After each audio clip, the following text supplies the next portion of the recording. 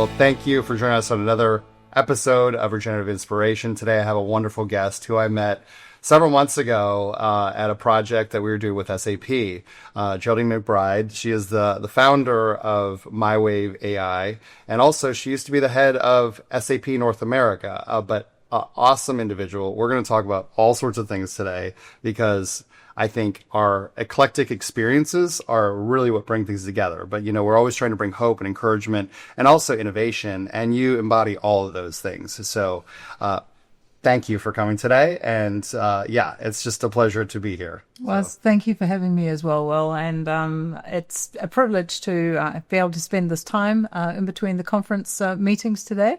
So thank you for this conversation. Perfect. Well, I know a little bit about your background, and I know you have places in like different continents that you live on.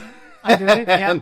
But I want to know a little bit more about your history, because you were with SAP, yeah, and then you took a pretty big leap, actually, in going into entrepreneurism as well. Yeah. So talk me through that a little bit. Well, I've taken leaps my entire life. All right. So the first leap was my parents are actually English, and my mother and father decided to go and live in New Zealand. And I was born in New Zealand by 2 days. So I just made it to be a Kiwi. And I said to my parents, why did you come to New Zealand, this far-flung island in the South Pacific? My father said, for a better life.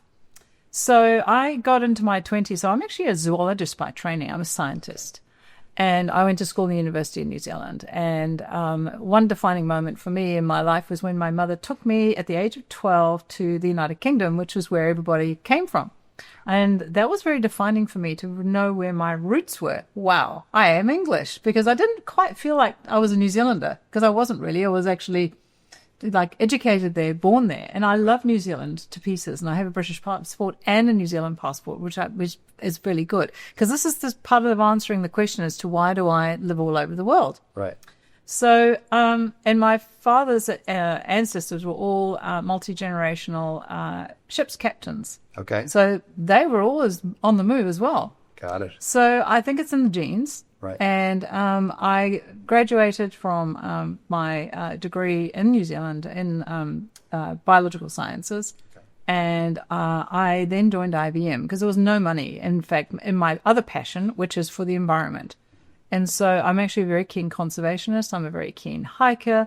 I love wildlife photography. And so if I wasn't doing the things I'm doing today, I would be back out there. And I probably will, when I next make my next lots of money, which I'm working on now, I will probably put a lot of that back into philanthropy, which will also include conservation and preserving our planet and everything that lives on it. So I have a number of interested areas. But when I joined IBM, IBM is an acronym for I've been moved, because IBM never keeps you in the one place. Right. So I started off in New Zealand, and then I moved into Australia. And then I ended up in Cape Town, South Africa, which was amazing. I just absolutely loved it, because if you want to see, zoology and things like that in action, well, Africa is the place. And my husband is a former game warden in African game reserves. Amazing. So, and he was involved with Ian Player and the Wilderness Leadership School and Nature Conservation. So you can see a theme running through here. Absolutely. There's definitely some adventure going on. There's some adventure, outdoor adventure. Anyway, so cut a long story short, I was with IBM for a decade, and I loved IBM. And then SAP had just been founded by Hasso Plattner. I was in Cape Town. SAP came across the work that I was doing with IBM, and I got a call, and they said, we'd like to meet you. And I said, who is SAP? Because actually in South Africa, SAP stands for the South African Police. Okay. So I thought I was in trouble. But it wasn't actually the South African Police. It was for this other German company called Systems, Application, Products and Data Processing. Right. Anyway, I said, well, I don't know who you are. I believe you've got some good software. I want to see like the real person behind this company. Who are they? So they said, would you like to meet the founder? And that was Hasso. Okay. And I met him. He drove up in a lovely black Porsche at the Royal Cape Golf Club. I remember I asked him 2 questions. He spoke non-stop for 2 hours, as founders can do when they're passionate about their subject. And I remember going home and saying to my husband, you know what? I think I'm going to move from IBM and move to this company. And that's what I did. And the rest was history. I spent 17 amazing years there. And My history with them is that I started off in South Africa. I actually built together with a group of people SAP for sub-Saharan Africa. So we were training people from Southwest Africa, People Organization, former guerrillas and terrorists, into how to use SAP to build the Namibian post office, to build the Namibian telecoms. Wow. So training African people who had AK-47s a few weeks ago into these new SAP systems. Okay. I also remember with that, we would say to the SAP prospective clients, don't worry, we're from SAP. I know that these other modules are still in German, but trust us, you can use these ones now, they're in English, and by the time you get to October, when you need your production planning, it will be ready. So that was very much pioneering. So it was actually helping take a company out into the world. I then got a call from the beginnings of SAP Australia and New Zealand, Les Heyman, who was around in those days, and he said, I hear you're a Kiwi. We've just sold our first clients in Australia and New Zealand, and we need somebody to help us set that one up. So I moved from South Africa and started to then, I was the fourth employee there, and I helped build SAP Australia and New Zealand, and so it was involved in the growth of that. Okay. And then the former leader of SAP South Africa got the big job in North America, and this was my first tour of duty in the US, and said, I know you know how to build things and fix things. Can you come to the US? And so it was 1990, when was that now? That was about 1999, 2000. And so I went up to the US. And the issue then was that SAP had already grown a lot in North America, but they'd stopped making their numbers. Okay. So I went and then met all the folks in the organization. And the problem they had was that they had hired leaders from the US Marines. And they trained everyone to be in a command and control structure. So everyone had stopped thinking. It was like, you said, look left? Yes, sir. Yeah. Look right? Yes, ma'am. And it was like, no, guys. And they said, oh, we've run out of market. And I said, no. I said, you want to see no market? Go to New Zealand. That's no market. This is America. There is so much we can do. This is all about mindset and how we're looking at the market. And so within months, we were back to 60% growth rates. It was just a new way of looking at the market. So for me, my whole life, all right, inside SAP have been startups and turnarounds. And that's what I love. Don't give me steady state. I get bored. Yeah. So that's what I love.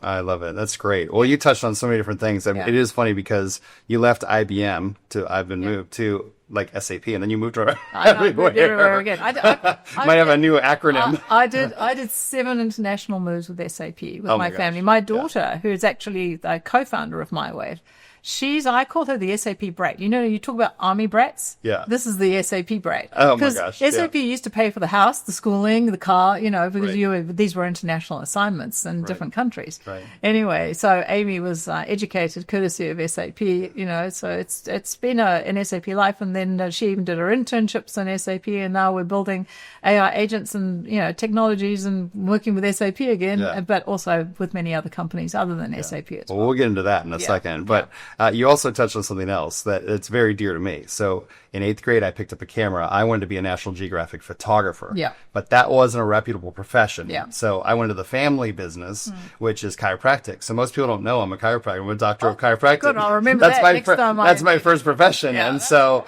I graduated as a doc in 2000 or at 23 and then just realized I was an entrepreneur after that. And after about 7 years, I was able to get bought out. And I love chiropractic as a profession. I just felt like I had to do more than be within these four walls. Yeah. And that's where the entrepreneurism side comes wrong. Yeah. And when you're talking about a little bit getting bored and different things like that, it's not like you're not good at something. You just want another adventure a bit. And so talk to the other entrepreneurs out there that might be in that position where they've been in this role and like they think there's something more for them. What pushes them over the edge a little bit? What gives them that extra oomph, and maybe a plan too, because that's something where I've seen people jump and then they just fizzle, right? And that's what we don't want. No, exactly. So I think that in the days that I worked for SAP, because it was a young and growing company, having people who were entrepreneurial, like when they gave you a president's job to run Asia Pacific Japan, or when they gave you a job to run North America, you really did run the whole P&L. You weren't just like a piece in a matrix. Yeah. And so that was what I was really good at. And I think what has happened, and this happens to all corporations, and this I think is where it's because they've become reduced down to you are a cog in a matrix. And so you don't have any power anymore and you can't really do anything anymore. Right. And but that's why entrepreneurs revolt. This is it. Right? And so for me, so I can very much work in teams. I love teamwork. All right. And I love collaborating, etc. But then when you end up getting up out of bed every morning and you can't make a difference and you are a change agent and you are a growth maker, then you end up. So I found, and I watched as SAP was pulling more and more, power back into the center, and then setting up more and more matrices. That the role, you might have the president's title, but actually, your power is actually almost non-existent. You're just a small cog in a wheel. Right. So I think that when I had done my 17 years, and I was the president for North America. And my job there actually was to help SAP at that point. It had stopped growing again. This was my second tour of duty. And I remember saying to Bill, Bill McDermott, I don't really want to come back and live in America right now. My husband certainly didn't. He went, oh God, another tour of duty in America. Do I have to? I said, yes, you have to. He's great. I must have the other successful ingredient you must have is a loving partner and who is really supportive. Right. Because, that's another story. So I won't get into that one. Anyway. So I came into the US, and once again, it had stopped growing. But the issue then was that all of the strategists for SAP were in Paris, and they thought that iPads were toys. That what was this iPhone? It was another toy. They were not in touch with what was going on. The cloud was a thing. There were so many new trends. Right. So I took the all of the heads of engineering and development from Germany and all of the heads of the field in America, and I took everyone to the Ritz-Carlton in Half Moon Bay in California, one of my favorite places, great place by the ocean, to be inspired, to think about the future. Right. And we came up with 13 work packages for change, and a lot of those inspired a lot of the acquisitions that were subsequently made by Bill and the team in subsequent years, because it was actually thinking that actually we can't build all of this, we don't have time, we need to now morph and change. Right. So SAP went through another morph and change, and I like to think that I certainly played a role in doing that. Yeah. But the 13th work package was that what was going to come next after SAP, and I went and sat down with the engineers and I said, what do you think's coming next? And they showed me Fiori tiles. Mm-hmm. And for people in the SAP world who know what a Fiori tile is, and I said, I think that's an interim step. Yes, it's better because you're kind of like getting rid of some of the complexity of menus, but that is not the end game. The end game is being able to type into an interface and work is done.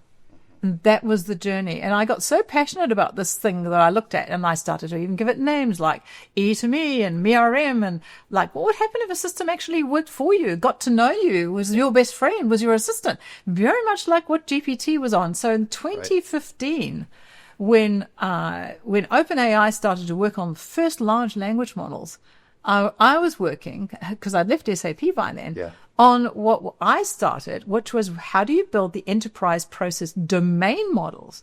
Because large language models by themselves can't do work. They are able to give you like information and tell you what you could do. Exactly. But actually, and you need an agent that can actually do it for you. Right. So I built the agentic frameworks for do-it-for-me agents. So I can now, I mean, in the old days, I had to use crappy old NLP because that was all that was available. Right.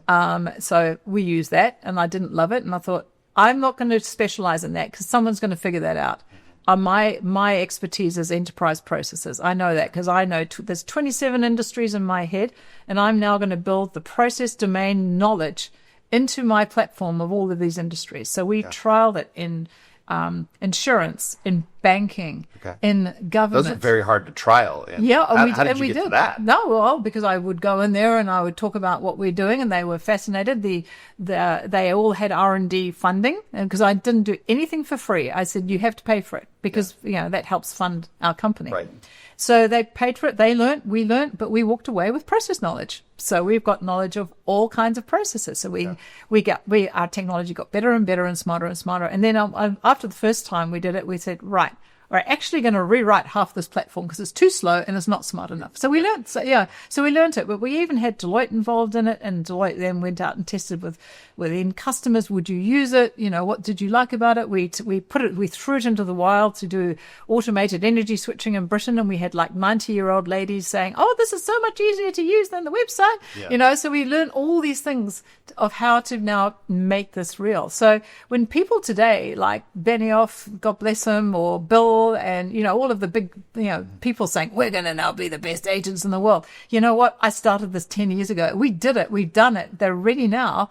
We have the agentic frameworks, and we're quite happy actually to OEM our technology, because I believe in a unified, intelligent world. I don't want to sit because girls are a little bit different to guys. Yeah. I don't sit here saying I want to own everything and make it like, the only thing that exists. I think that all these agents are talking to each other. We support the Google agent to agent frameworks, and all of these things will work together. Yeah. So my passion is to democratize it. We already have our AI agents being used in Africa. We've got them being used in the bottom of Latin America, in India, as well as in amazing markets like America and the UK and Europe. So the key thing is to democratize this technology, because it's going to do good things for humans. Yeah. So for me, it's human-centered, outcomes-driven AI agents. That's what we started, and that's what we're doing now. Yeah. Well, and there's so many different questions people have about just AI in general. Yeah. I mean, everybody's been jumping on the AI bandwagon, right? Yeah. It was machine learning previous to that. And then finally people are like, okay, everybody wants to say AI, so we're going to do that. But then everybody says they have AI and they don't. Like a lot of softwares are out there calling themselves AI. There's a lot of fake things out there that are working their way through there, or dependent on another platform like OpenAI. Yeah. And you've built your own, right? And you've had to take all that data and all that learning model to make what you have. But I think what's interesting about what you said is you found all those different industries. You found the different niche that you had to find from a standpoint of here's a system that we can replace. And I think you explained it before of almost like you're taking a role, you're saying here, I'm going to go hire this person, but you're hiring this agent. Yeah. And it makes sense for people to place that agent into their processes, right? Because otherwise people are like, oh, well, I'm going to use AI, and they don't know where to start or what to begin, or they have a consultant saying you need it and they don't know what they're doing. But I think it's very practical. Can you talk about how you describe like how your agents work? And I love the fact that you said sometimes, our AI bots and agents, they're bad. So you have to, you have to lecture them. That's true. I think that's hilarious. Yeah. Like a personalization of it, right? No, absolutely. Well, I think the other really important thing is, so coming back to all of the companies, so everyone's on this journey. All right. And I'll come back and talk about the job of the agent, but everyone's on the journey. So OpenAI is brilliant at large language models, and we love that. All right. And then Microsoft has taken a stake in that, and Azure GPT, I still think is one of the best, most reliable, LLMs, but although there are a lot of others, and we're agnostic. So we do support all of the LLMs, even, the SAP, Gen AI hub. So we're genuinely agnostic, because it's really important in this world to enable all of these things to work together. All right. To orchestrate. So again, we created this thing called intelligent dynamic orchestration, not point-to-point connectivity. The ability to be able to leverage and use data from any source. Right. All right. And the ability then for also anyone to create an agent. We have a make my agent where all you do is you actually describe to the agent what you want it to create, and it will build it for you. Amazing. And that's because we've been on this journey for so long now. We actually know how to do this. Yeah. And it even builds all the integrations for you. That's amazing. It is amazing. I must say, and it's increased our productivity. So a new agent in MyWave is born every day. So it's almost like giving birth to these agents, which we then, but so the partners are now taking their 15-year-old process domain models that are all written down on pieces of paper. Right. And you can just feed those to the Make My Agent, like in the Signavio model, and it will make the agent for you. That's the exciting thing, which means now that what used to take us years of knowledge, we can leap. So come back to answer your question more directly. The world has not seen a shift in productivity, all right, since in 18 years, all right? Yeah. 18 years. Yeah. So 18 years was the last time we had a major productivity shift in the enterprise. Okay. That's a long time between drinks. Yeah. And so we still have too many humans doing the work. And why? Because we've stuck with these many driven systems that are so inefficient. So humans are slaves to the computers. And that's why we have departments of 800 people doing menial tasks. And, the most biggest things we did was OCR, and then RPA came along, but they didn't move the needle because they can't do anything very much. They're just automating basic repetitive tasks. So this is why the world is so excited about agents. And again, the vision that I had a decade ago, which was the technology should actually do the work. Why? People don't get born on this earth to push paper. Right. And they don't get born on this earth to just key information into a computer every day. That's right. It's soul destroying. Yeah. It actually is boring. That's why people leave companies, because they're not inspired anymore. We are all here with our innate talents and our challenges, and we're here to become more of who we are. It's called self-actualization. Yeah. And so you've then got to then say the role of the agent is not to take away meaningful work. It is to take away work that is actually quite meaningless. Yes. You don't wake up in the morning going, oh, good, I'm going to now be so excited about converting, customer purchase orders into sales orders inside SAP every single day in and day out, and approving, can I vendor on board this customer? I mean, so that's soul destroying work. Yeah. So let the agents do that work. Let the work be done. So what we're seeing is almost a revolution in the United States. It's fascinating, to watch American politics as well. Yeah. Because if you look at the tariff wars that we are faced right now, right, it is going to have an effect. And the effect is this, that there will be more onshoring of production back into the United States. You can see it. You can see it all over the US already. But there's a difference. It's powering the new industrial revolution. And the new industrial revolution is production lines that will be basically run by a mixture of robots and agents. Yeah. And these production lines, then humans are going to be the supervisors. So humans are still in charge. You're not losing jobs. We will be making jobs. We'll be making jobs that pay really well, because we're not going to make the humans the minions. Yeah. The agents actually are doing more of the minion work, all right? Yeah. The robots are going to be flipping burgers at McDonald's, all right? That's what's going to be the reality. But there will be other better jobs out there, better paid jobs. I'm also a believer, along with Elon Musk, in that there is going to be universal basic income, because we are going to release so much productivity in the next decade with AI agents that even if you don't get a job, it doesn't actually matter. You can go and be an artist, and you'll get paid a universal basic income because you were born to be a great artist. Like, why aren't we rewarding people for doing beautiful things on this planet as opposed to just doing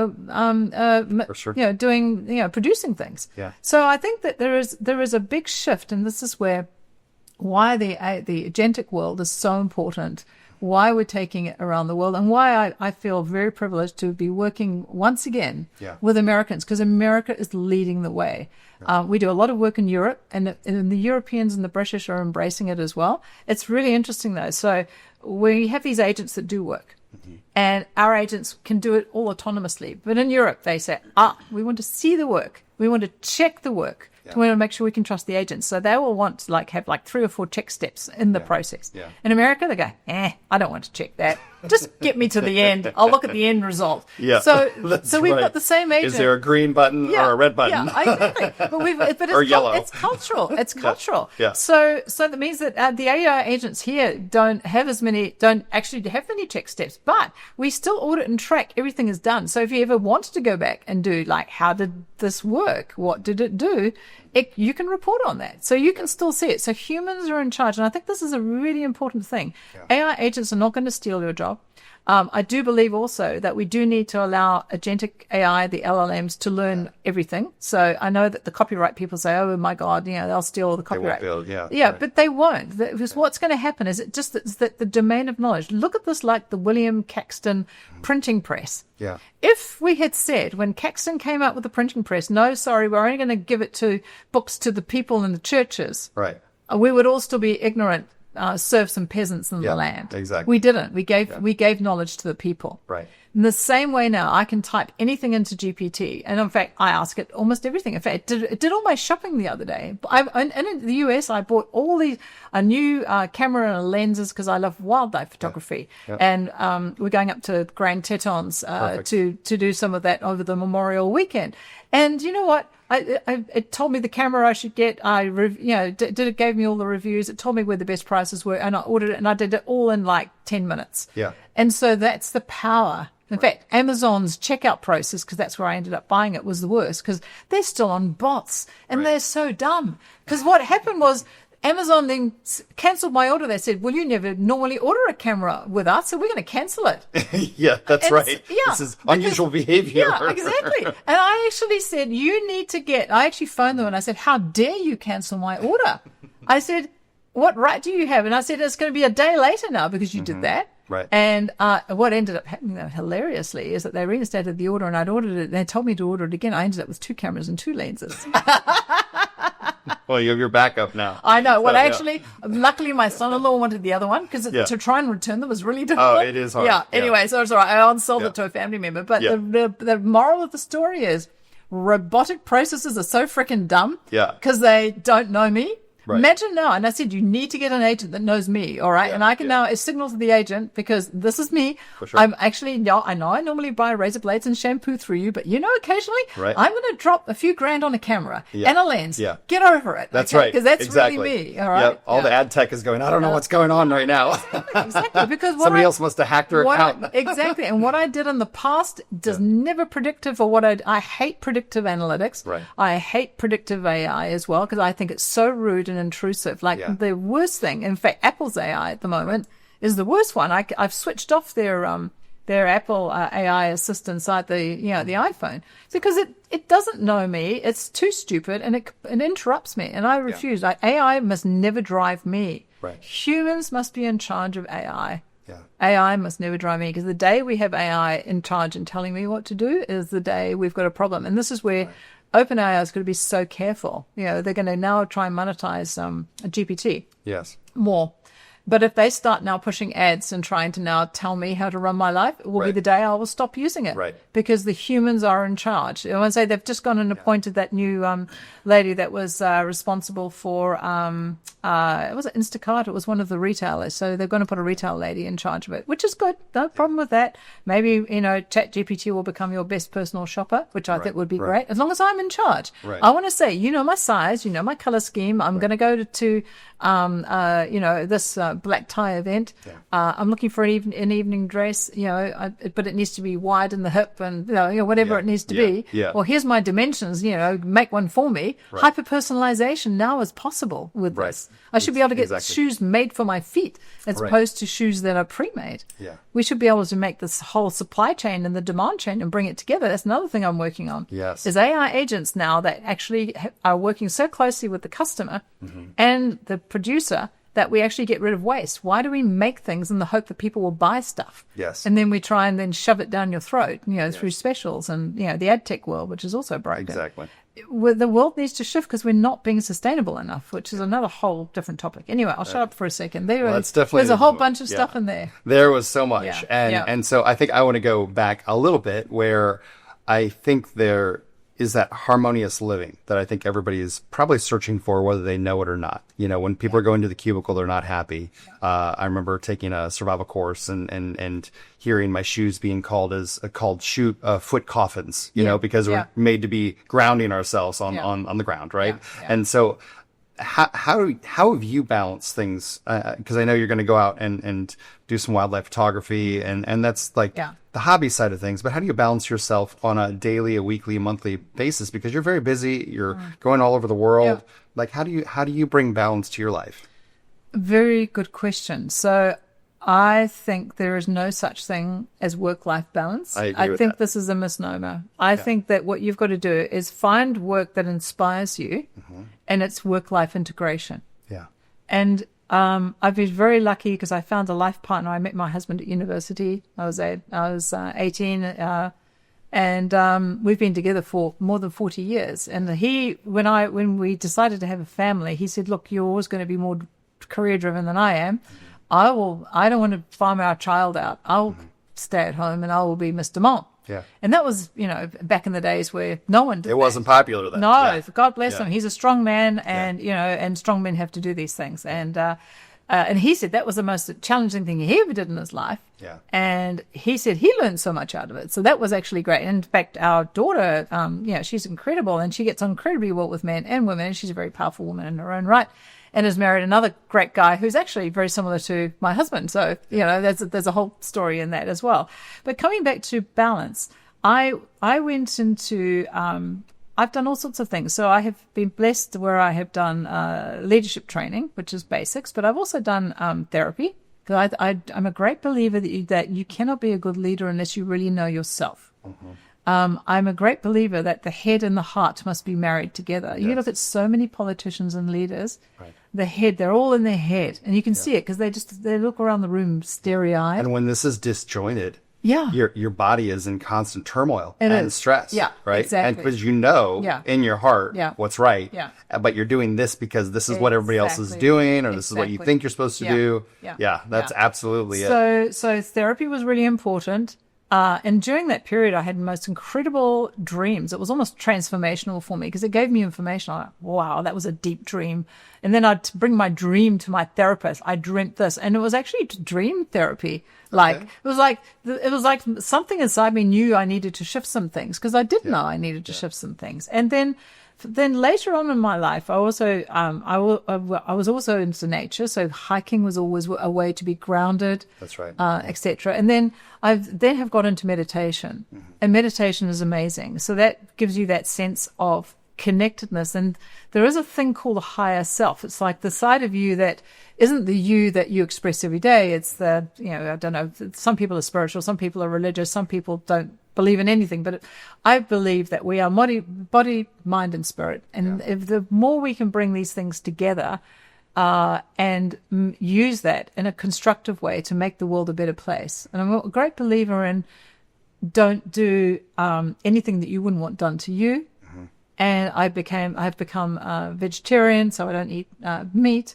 I believe in the sentience of animals and not harming our fellow creatures. Like I even like I won't kill a fly. I'll just let the fly out. I won't kill a spider. I'll put the spider out. Yeah. It's like everything has a place. So I think Buddhism is a great philosophy. Interesting. Yeah. So I think there's so much that we don't know. I think quantum physics is going to be the next frontier. It's very with quantum computers. Yeah. There is the fact that this table is actually an illusion, really, because it's solid because we vibrate at this level. Yeah. But there are dimensions that if you look at quantum physics, that are resonating and vibrating at different levels. And I really do believe that because I have had enough experiences in this area that I think that is true. And I bring that philosophy into this because I think that the whole world, if you look at spiral dynamics as a philosophy, the South African Constitution, the Singapore Constitution is based on that. And that is on the principle that all humans are moving onwards and upwards in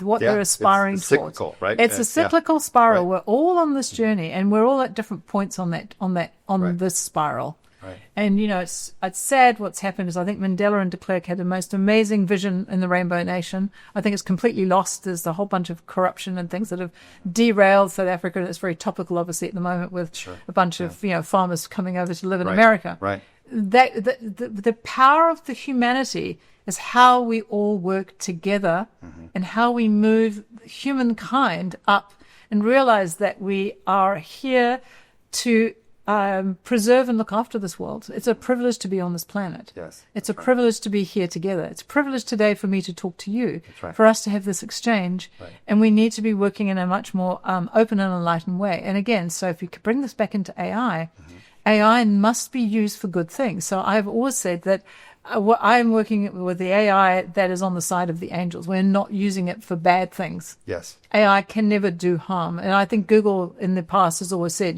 do no evil, do no harm. Yeah. I think that's a really important ethos. AI can be used for good. Where it can be used for harm is when it's being used on the dark web. Right.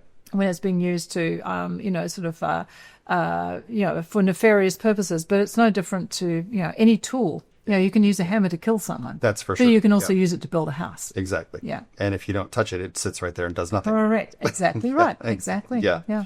Well, that's amazing. So, and I believe going back to balance, like I had this conversation many times, and balance is a teeter-totter. So if you're trying to balance, it's always going to go one way or the other. So it's almost like in every sector of your life, you have these I feel like it's a funnel of energy, right? Every day you wake up and you have your body weight basically an ATP that you can burn, and you can use it for growth, or you can use it towards death. Yes. So you have choices every moment. Like if you're drinking water, that's life. If you drink, some other beverage, it's probably not going to be very right.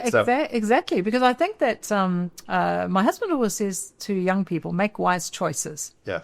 So I think you need to regard your body as almost like it's a receptacle that you need to look after. Yes. And you just look at people, and I've found it, and for me personally, as I've aged every decade, I've always taken stock and looked at, well, what do I need to change? Because what I ate in my 20s isn't so good if I'm eating in my 30s, is not so good as if on my 40s or my 50s. And so what you're doing is you're now adjusting. In fact, I'm finding my new best friend now is intermittent fasting, because we eat too much food. There's too much food. And for me, with all my travel schedule, I make sure I exercise and get out into nature. But like in a week like this, I might do 10,000 steps, but there's a whole bunch of really bad food around in these conventions. Right. I don't eat it. Yeah. So I will say today is a fasting day, and I will drink water. Yes. Because other than that coffee I had this morning, which is, I do love my coffee. Yeah. I do love matcha tea. I've had those today. Yeah. But I know I'm going to dinner tonight, and it will be a really good restaurant and a really good meal, and I will enjoy that. And that will be nutrition. So I will look at nutritional balance. And this is a really important thing. So I think that, the whole notion of what we're doing in the US at the moment around what's in this ultra-processed food, why is colon cancer becoming an issue. The whole notion of what's in food, the ultra processed food. I think this is the next thing. So if you look at, like 20 years ago, we kind of had the war on cigarettes, and cigarettes were bad. Yes. And I remember my dad died at 48 because he smoked, 40 plus Rothmans a day. Jeez. Because that was what young people did. Right. That's how you filter the air. Yeah, exactly. Precisely. So, but now the same companies that were invested in those companies then went and invested in this consumer packaged goods market. So we're now bringing out all these amazing, beautiful, shiny, tasty, Moorish, and I've eaten them. Yeah. And they are Moorish. You can get addicted to them. Sugar is addictive. Fat is addictive. So if you look at ultra-processed foods, that is what is causing a lot of the issues we have in the world. Look at the obesity epidemic. Right. And it's everywhere. It's in the UK, and we were in Scotland. You just walk down the street. Sometimes, people are so wide you can't get past them on the street. Sure. Yeah. And it's really bad for. So again, it's wise choices. But if you are not given the information, or you don't have the willpower, or the discipline, you're going to succumb. So I think that we are going to have to regulate that, because to me, this is our next tobacco moment. Exactly. The ultra-processed foods is our tobacco moment. And so legislation is going to have to come through. The lobby groups are going to go, you're horrible, we want to make money out of you. But we are actually creating now the cost to the healthcare system, as well as the misery we're creating for people and for our children. Right. And, the surge in autism, we have to take a stand to say, actually, this is not good enough. And if you don't have the discipline to not eat it, then we're going to have to regulate it. Right. Well, and that's, coming from a holistic background. And that's the way I look at a lot of things. And you think about like just the discipline of, okay, I choose this for life, I choose this for death. And you can think about that in every manner that you do. Yeah. But all the chemicals, all the different things, all the different tastes, the high fructose corn syrup, all the things that our body doesn't even recognize that are in us. And it ultimately like sets this pattern of disease and disease. And so over the next 10, 20, 15, like 3-4 decades, you can actually predictively figure out like what's going to happen to you if you continue on this road. So you change that, you can disrupt it, but it does take discipline. And so I think once people, take that discipline, like you, like I feel so much better when I don't eat on an airplane when I go overseas. Yeah. I feel so much better. Yeah. And it's just because maybe the altitude or the food or whatever else, but then high salt. Yeah, but everybody else is eating and doing whatever, so you kind of feel like, I should, do that. But I love the way you said that. Like at a convention, I'm fasting this week because convention food isn't very good for me. I'm fasting because of this. And that creates time for your body to actually regenerate. Actually, and that's the whole point. It gives you more energy. The irony is, when I went into intermittent fasting and I couldn't do a 24 or 36 hour fast, what I do is I'm now consciously eating. So the meals that you do have are all balanced. Yes. And they're all whole foods. And you actually are so happy to eat it. And you can taste your food again. Yes. Because we've actually forgotten what the taste of food right. is. And remember our ancestors. We would have all have lived in caves. We would have hunted, we would have worked for the food, we wouldn't have eaten 3 meals a day. This whole 3 meal a day thing, I think, is a giant manipulation. Right. Exactly. And we don't move around enough to eat it. That's right. And then the portion sizes are so huge. Are massive, especially in the U.S. I mean, the bigger the plate, you fill it up. I know, exactly. And the sure. food, and the food you get is your lovely. money's worth, right? But you don't. No, you don't. So the first thing that my daughter and I do when we land in the city, we'll go to Whole Foods. Whole Foods is my best place. Yeah, great. And we'll go into a big shop, and we'll actually, and we stay in hotels where there is a fridge, and we'll make the most beautiful like whole food salads. And so we have like a whole little traveling knife set and chopping board, and you can just make all kinds of things, because even eating out at restaurants all the time is not healthy. Oh, it's horrible. It's horrible. So I think that this is a really important thing. I think the other thing as well, think as well around the sound of, say, running water. Think about the sound of birds. Yes. And when you hear birds and running water, how you go, that's right. It's tranquil. Yeah. You take a breath. And I think that one of the other issues that we do have in these big cities is the loss of species diversity. I count the cities that I go and stay in and how the birds have disappeared. That's right. There's no environment for them. There's no food source for them. That's right. The way we've designed, the human. So humans are amazing creatures. We come together, we're social, we have the ability to make absolute beauty, beautiful music, beautiful environments, buildings. Yes. And we can be beautiful to each other. Given the time. And the mental clarity capacity for that. Clarity. Yeah. But I think a lot of the mental health issues that we've seen in young people is that they've almost become disconnected. That's right. From who they are. Yeah. Reality is not in social media. That's right. Reality actually is in nature. That's right. It's in connecting to the environment, that we are actually all connected. So you've got to find your connectedness, because if you can't find your connectedness, you will struggle to live in this world. That's right. And, if we were teaching our young children, instead of all of the various theories that we're teaching them today, to be connected to themselves, to be connected to each other. That's right. To be connected to your environment and to treat it with respect. Right. And to treat everything. So if you think about species diversity, humans are becoming so successful with our 8 billion population that there's very little room left near us for animals to live and to live peacefully. That's exactly right. And so there is a loss. And so that's why we are becoming disconnected. That's why we have mental health issues. So I think that there is something that needs to happen in our society there. Now, AI agents are not going to fix that. That's not an agentic issue. But if you think about the people, the next generation of the workforce, the next generation of the politicians, it isn't about activism and anger and trying to cancel people. It is actually saying that we are all humans, that we all have a right to exist. We need to be in our homes. We need to be safe, but we also need to be making these wise choices. So I probably do believe in a bit of a utopian world, but I think that we all need to strive for that. 100%. Yeah. I live, on a ranch. And so I moved out of the city. People thought I was a little bit crazy because, I mean, in a lot of ways, like proximity around people, it makes your businesses more successful and different things like that. It's easier. But, when somebody actually comes to the ranch and we spend time, it's one-on-one. It's non-distracted. And I'll tell you that every morning I wake up to birds and they're singing, and hundreds of birds are singing, and all of them are like, and we make sure there's food sources and let things grow and different things like that as well.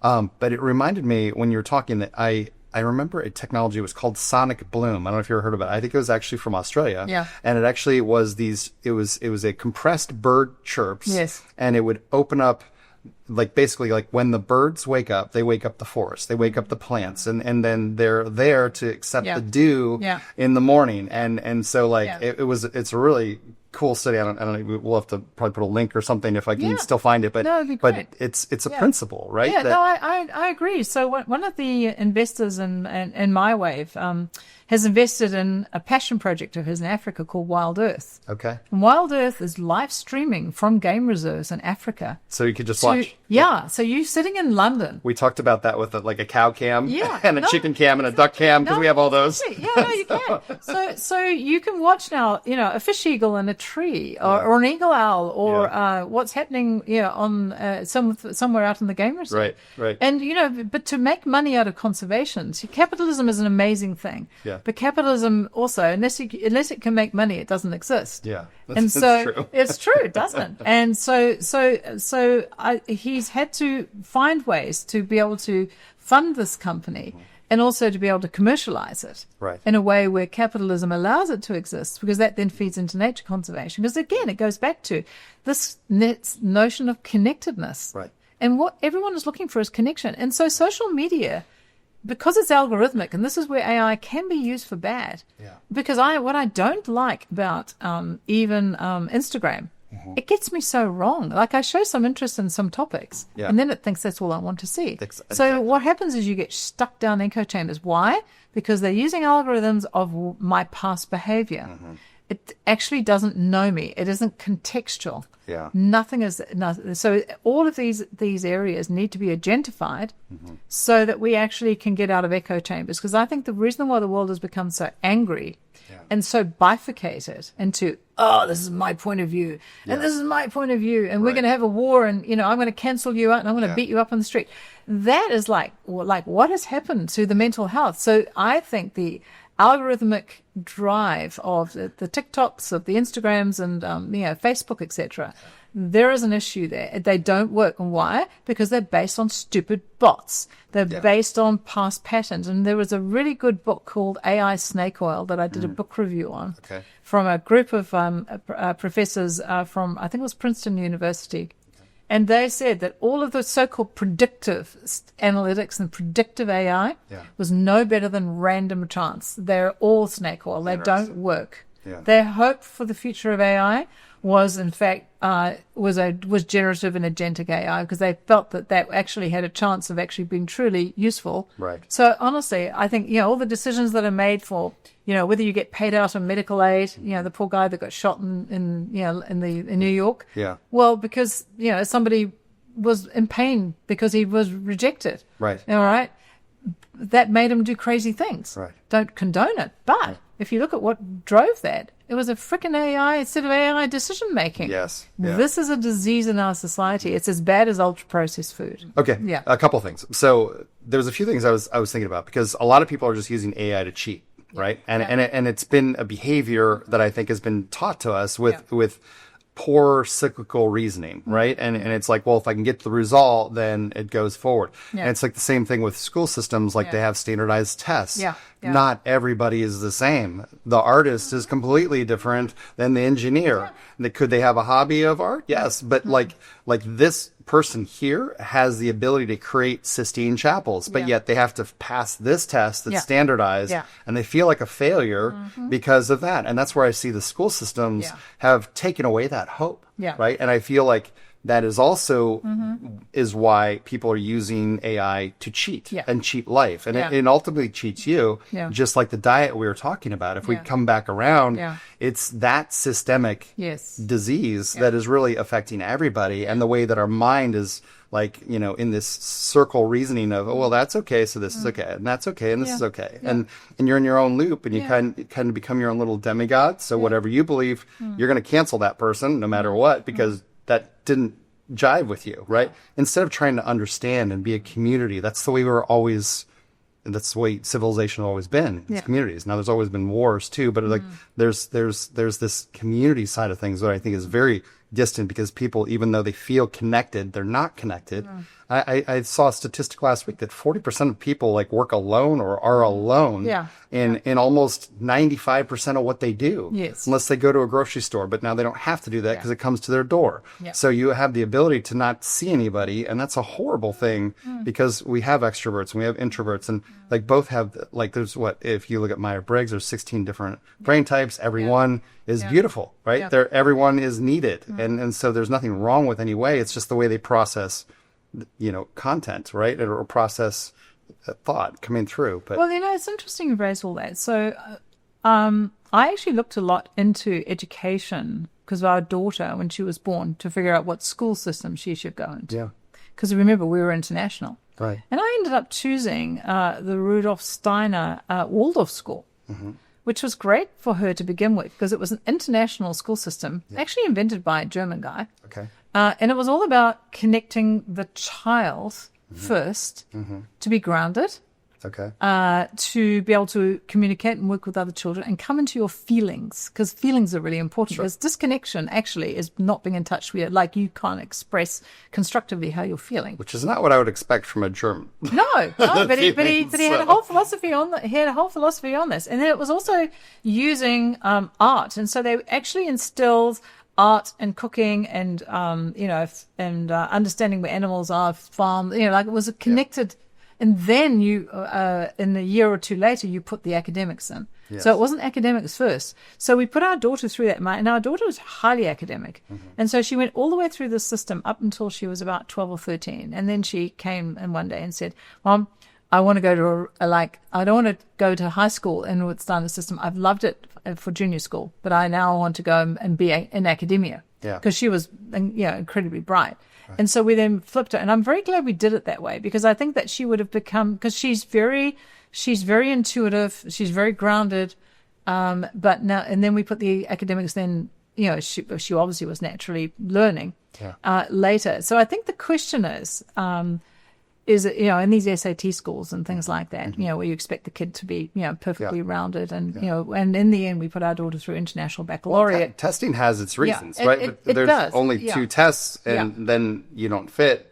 There should be a whole There's a right? wide range of things that I think people can do. And again, if you define the future of work and also what the universities are teaching, I don't think that universities are turning out the kids that we need for the future today. I think that, they've been so taken over by all the various critical theories, that were prevalent, post-COVID, Right. that I think that the university structure has got lost. What we have to say is, if the world is robots and if the world is AI agents, what type of workers do we need? And if we know that in the next decade, 80% of the current workforce is retiring, how do we now take the knowledge of that 80% of the workforce and put that into AI agents? So some of the projects we're doing is we're taking now the knowledge from all the maintenance workers on all the machines that are still working in production systems that actually are not digital machines. They have manuals. Yeah. So we're now feeding the manuals into the AI agents, so that then the new worker who will not have got the background in that 25-year-old machine that's still doing something in the factory. Right. All right. They will be able to type into the interface and say, like, well, this has got an error code. What does that mean? Oh, this has got this problem. You have this inventory, or I can order this for you. And this is how you can reset the machine, or this is, how you fix it. Right. So you can actually then start to take a corpus of knowledge that is existing. But then you then have to say, what are the skills and what are the roles and what are the jobs for the future? Because if agents aren't going to do a lot more of these things for us, what are the jobs? So are the degrees that we're teaching our young people now? Why aren't we teaching our people to make things again? So why aren't we valuing, woodwork as much as metalwork, as much as anything? Because what happened was that the McKinsey of this world said to the Western nations, you will now all become services economies, and all your production now can be done in all these low-cost global locations, which was great for about, 15 years. That's right. All right. Globalization was a good thing. And I ran Asia Pacific Japan in those days, and I went to China, and I basically negotiated with the Indians and the Chinese, and you could see how these nations were rising up. And, I took that market through triple-digit growth, because why? All of the money was shifting away from America and Europe down into the Asian market. Right. Labor arbitrage now, it's going to disappear. And because the other thing we have to fix as well is the security of our supply chains. Right. Because what happens is, as you're now allowing other nations to rise up, they have different philosophies, they've got different politics, they've got different ambitions. Maybe different needs. They actually have more people, 1.5 billion in one and 1.7 billion in the other. That's a lot of people. It's a lot of people. So the balance of power shifts again, though, when you start to now bring production back into the United States of America. You have robots and you have AI agents, and we now are training our people now to run these. We can train our young people to fly drones. All right, drones can be used in war, but they can also be used for good things like surveying things and rescuing people and whatever else you want to do. That's right. All right, conserving animals, whatever.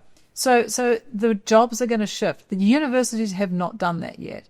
Right. The universities need to get with the program. All right, and they need to stop dividing us and, again, trying to make everyone be cancelled or not cancelled. Kids need to stop saying, I need a safe space. Yeah. There is no such thing as a safe space. Yeah. The world is a Darwinian world. It's a harsh environment. It's a harsh environment. Yeah. You have to teach your children to be resilient in that environment. Yeah. So much mental health. I watched them on TikTok. Oh my God, these people, they sit there, I saw a manga hat and I'm so triggered and I'm just cried for 2 hours. It's like, really? Like, my God, like, what are you going to do in life? Right.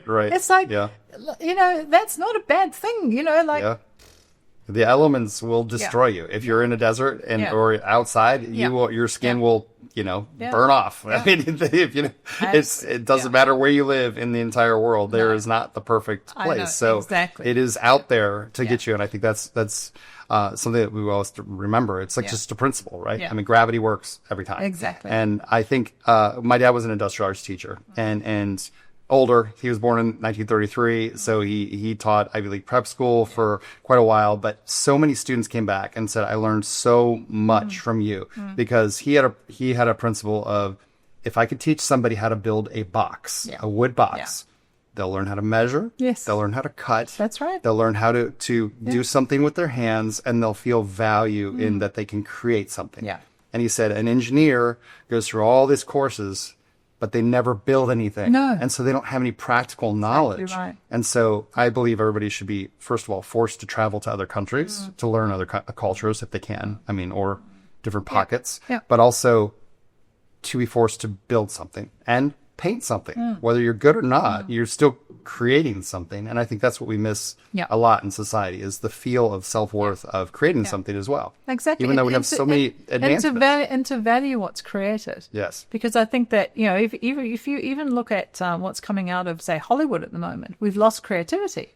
It's in fact, when was the last time you say there was a really great movie that was made that dealt with a subject that was truly uplifting as opposed to dark, depressing, or depraved? Yeah. All right. It's one of those things at the moment. It's one of the 3Ds right now. Potentially a decade ago. Yeah, I know exactly. So I watch all the old shows and I'm watching all the old movies. Yeah. Because why? Because we want to create an energy in people. Where we're uplifting the world. There is light in this world. You shouldn't be depressed in your job. And that goes back to the earlier question you asked me. If your job doesn't feed you, and the moment that you feel like it's not that, then you can also then create your own reality. And I'm a great believer in manifestation. And I know people talk about this. You do not have to live the life that you're living. It is a series of choices.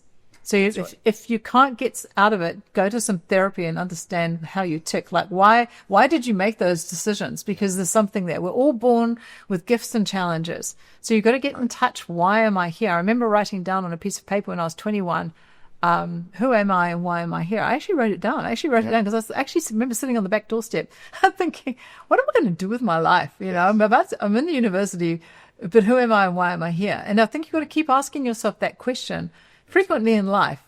Why are you here? And you go through these shifts and changes, and I call them quickenings, where you have these bigger aha moments. That's right. It's like, oh my God, I've just changed myself again. Yeah. And so it happens when you're ready.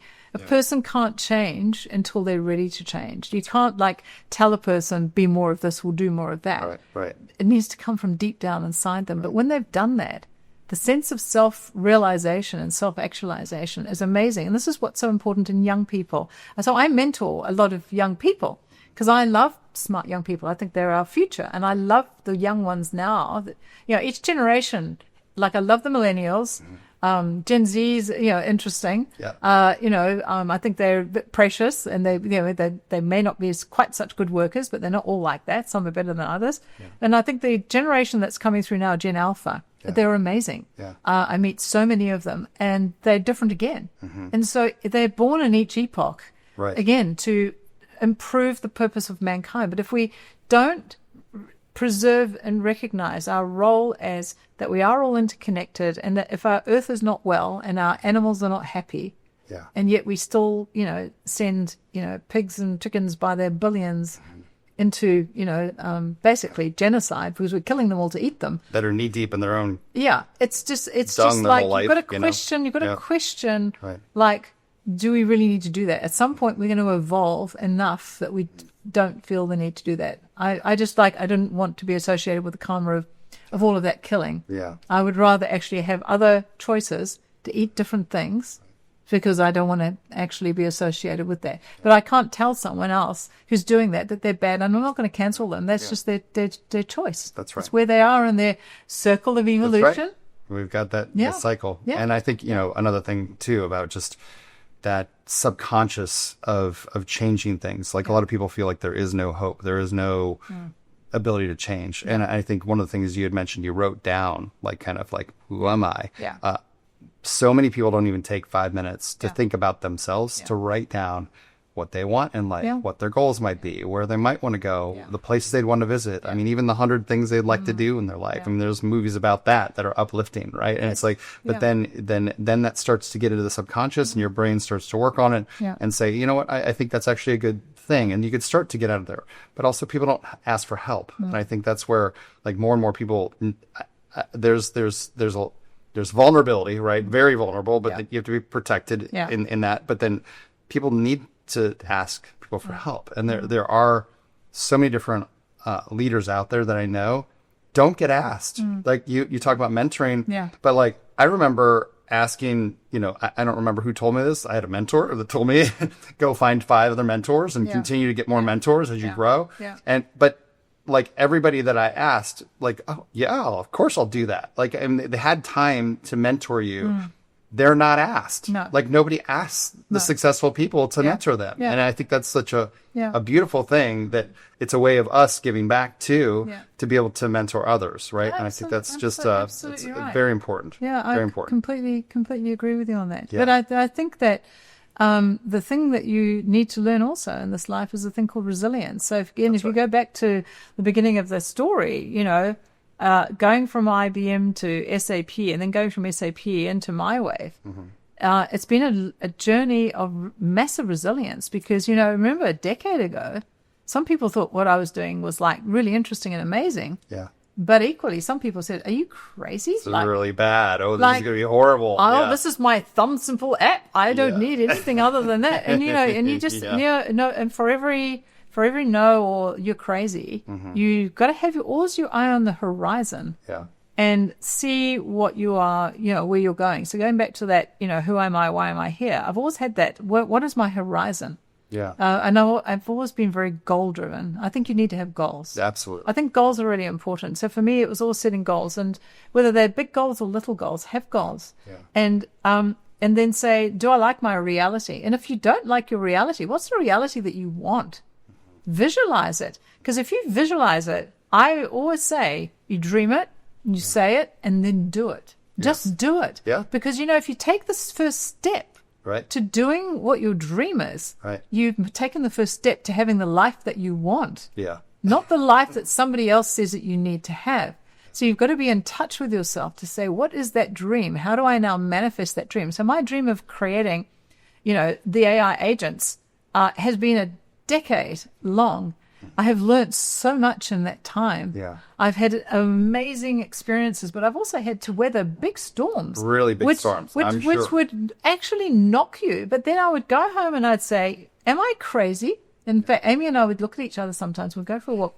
Are we crazy? Are we really that far? No, we're not crazy. Yeah. We're going to keep going. And we're not going to take that personal, that set of, or even investors that say, we don't believe you anymore because you haven't made us billions. It's taking not 5 years, it's going to take 10 years. But you know what?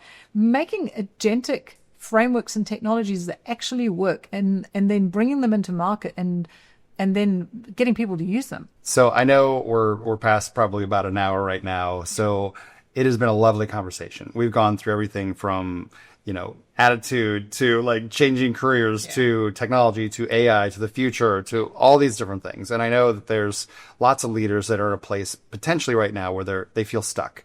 There's also entrepreneurs, or there's maybe employees that are saying, I don't like where I'm at. And I don't think they have to settle. Like to me, I don't think you ever have to settle. There's always some other option. I think, even if it doesn't feel good in some cases. Talk about that, because, you made several leaps, but then I also want to go back to the fact that you had mentioned that people are able to use one of your AI bots to create another AI bot. I think that's fantastic, because then you can have leaders that are seeing problems and they say, I need a solution for this, coming to your tell me how to do that. But also entrepreneurs can come and like actually figure out another maybe business for themselves. So tell me how they would do that within MyWave. So if you're feeling stuck and you don't like the environment that you're in, you can be the change that you want to create. That's very important. So the nice thing about an AI agent is they're designed to solve problems. You give them work to do. Right. Get rid of the work that you actually hate doing. Yeah. So the Make My Agent is that you can, in fact, very easily write down the thing that it is that that you're doing. Literally, you can say, this is the job, this is what it needs to do, and then you feed it to the agent, and the agent will say, okay, I'm going to now make an agent that can do that. So whether you are a manager in a company and you hate half the job that you do, you can now go to your boss and say, actually, agentic AI could be part of actually solving this problem. We can, in fact, reshape the work. Or you could go do it. So whether you're an individual or whether you are in a company, it doesn't really matter. You can still, just go to www.mywave.ai and interact. In fact, there is an Ask Me Anything agent in there as well that's powered by MyWave. We're releasing that in about a week's time. So we're just basically training it on all the corpus of knowledge around MyWave, so you can ask it anything. But then you can then just then say, actually, I want to make my agent, and we will make it available for you. Amazing. Yeah. Well, I think that's great.